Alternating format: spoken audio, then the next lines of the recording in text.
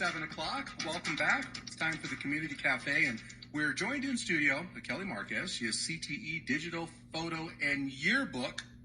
Thank you very much for coming back. We had you on a couple weeks ago, right? Yes, thank you for having me. Thank you. We only scratched the surface, really, of all the really cool stuff that you have going on with your CTE program. But if we could, for anybody who wasn't with us a couple weeks ago, just give us an overview of the program and kind of how it's going and how we can get involved. Definitely. So I am the teacher at Coconino High School for digital photography and yearbook. It's a really cool program because there's multiple avenues for students. They start off in Digital Photo 1, and then they can work their way up to Digital Photo 2 or Yearbook. And when they're in those classes, they get an opportunity to display their work at competitions in the state, but they can also go like regional competitions and get credit nationally. What are some of the regional competitions? Like, where are the regional competitions? So regional competitions, we are doing Prescott this year, and then our state competitions in Phoenix. But when we go like nationally, we apply to New York Times photo competitions or major journalistic competitions. Wow, how often have your students been selected for some of those national competitions? So this is my first year doing the national competition. So we have not heard back yet from the New York Times. So I'm hoping one of them gets selected this year. What's the criteria? Like, what are they looking for? Because I know, you have an eye for it, and you're going to show us here in a moment, like the difference between phone camera, professional camera. But what are you looking for, especially like if you're going to encourage one of your students, say like, no, this is really good. Like, you can compete on a national level for them. I think the biggest thing is they have to show a meaning or a message within their photograph, because a photograph can be beautiful just the way by looking at it, but to take it to the next level, there has to be some kind of relation piece to the viewer. So if I'm looking at it as a viewer and I get a meaning from it and I ask the photographer and they can explain that meaning, I think that's what takes it to the next level to be recognized. So really the ability to tell a story. Yes, exactly. Through that art. Now, obviously you're a photographer yourself. When and where did you start? I started in high school actually, but I started in CTE, not digital photography, because my high school offered film photography, but my teacher was a journalism teacher, so we started with the school newspaper, and we covered all the school events, and we got to go to these major events and take the photos and submit them to the local newspapers, and that's what really got me started. Like, wow, you can make a career out of this, and I was like, but I want to make other students find this love like I did. Yeah, so that's what made me get That's into awesome. it. Kelly Marquez, CTE Digital Photo and Yearbook at Coconino High School, joining us in studio today. So grades 9 through 12, college prep, digital photo design, grades 10 through 12.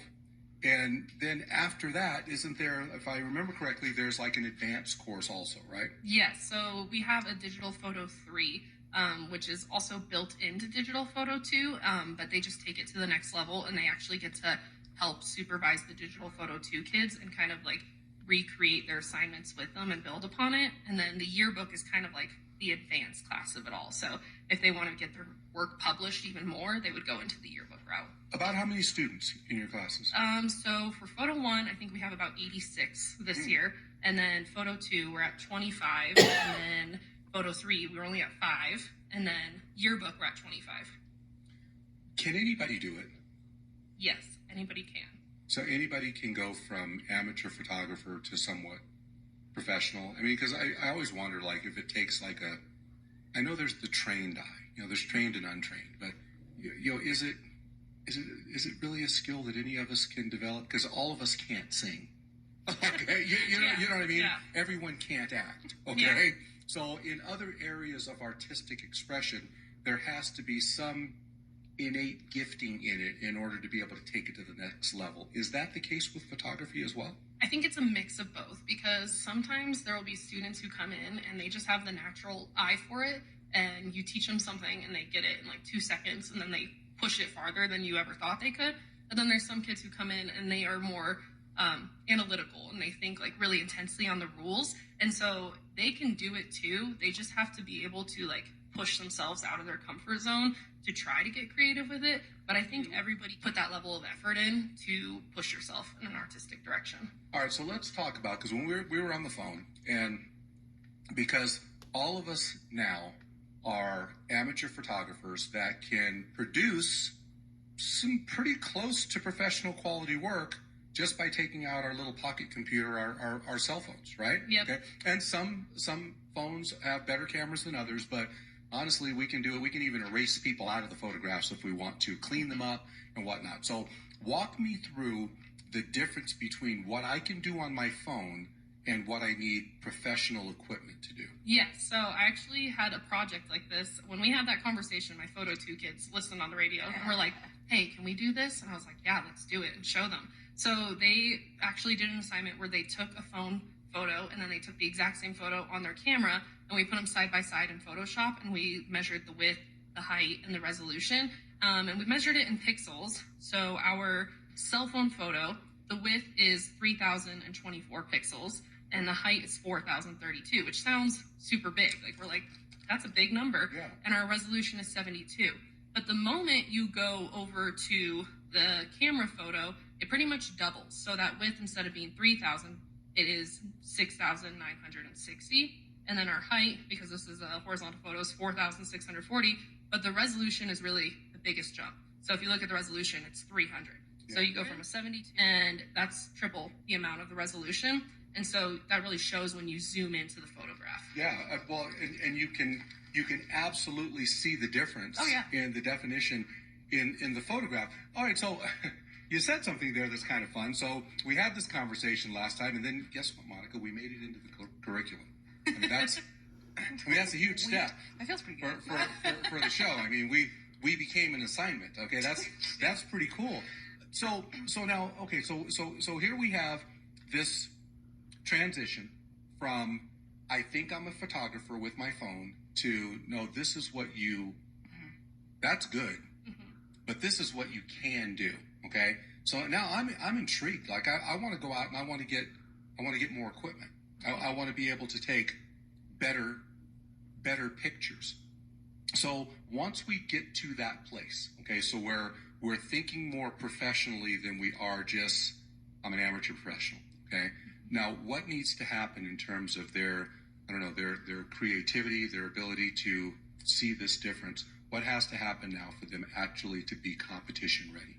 I think they need to know the process of taking the photos. So they take their photos and you have them on your camera, but there's more to it. And especially in competitions, they're looking at those extra steps. So once you take your photo and you have it, you need to make sure to get it through Adobe Bridge and Camera Raw, and then go through and adjust all those little settings and those fine details. So the color, the like tiny little contrast, the pixels per inch, and work on those are mostly looking for is because they're looking at what do you know with what you already have. So you have your photo, what can you do with it now?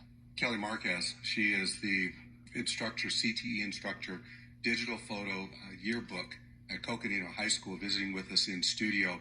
What else? What else is out there? Like, what am I missing? I think what the kids can do with it in the future is really important because it's awesome because this class you can go straight into the career field and become a photographer. You can go into like portraits and do wedding photography, and you don't really need a college degree for that. And you can just go straight out and make money. But then there's some who want to go into college and they go into like the journalism route and learn how to be a reporter and a photojournalist, or they go into the graphic design route and they learn how to do things for social medias for big companies. So I think it's really cool that the kids can choose their avenue after this class where they can go straight into the work field, or if they want to go and get extra education, they can. Absolutely. Now, so what are some of the jobs that some of your students have currently with the photography skills that they've learned? Yeah, so we have a couple students who work for, it's the little one at Little America, the Santa's Workshop, I think that is. Yeah. Or North Pole Experience. Yeah, we have a bunch of students who actually are photographers there, and they take photos through the winter that get given to the families. The families can buy, or like the Santa over at the mall. There's always students taking photos. And then my favorite is one of our students actually goes to local restaurants and looks at their menus, and she goes, hey, I think I can take better photos of your food. And she does. That's smart. And helps to make a new menu. So that's kind of like her little side hustle, and I think it's awesome. That's genius. Well, here's something really cool. And didn't know that we were going to end up here, but I just want to encourage you. So the whole industry of photographing food, okay, is an amazing industry that pays a ton of money. Know a gentleman over in Rancho Cucamonga, California, who is beyond wealthy, and his career has been literally taking pictures of tomatoes and hamburgers and and ice cream sundaes and whatnot, but creating.